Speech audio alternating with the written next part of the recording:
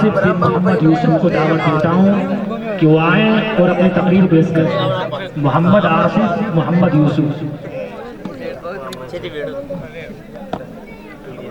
السلام علیکم ورحمۃ اللہ وبرکاتہ. نحمد و نصلی علی رسول الکریم. محترمۃ اللہ کرام، آج لوگ دینی تعلیم حاصل کرنے سے کتراتے ہیں اور دنیائی تعلیم ذوق سے حاصل کرتے ہیں، کیونکہ دنیائی تعلیم میں پیسہ ہے، دولت ہے، پیشانی ہو جاتی ہے.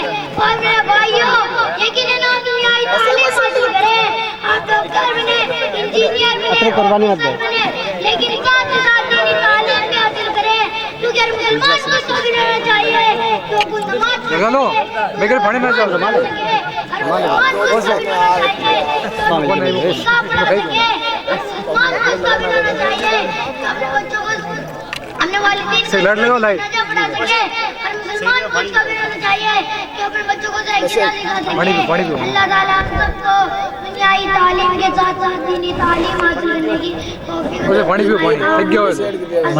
علیکم ورحمۃ اللہ وبرکاتہ.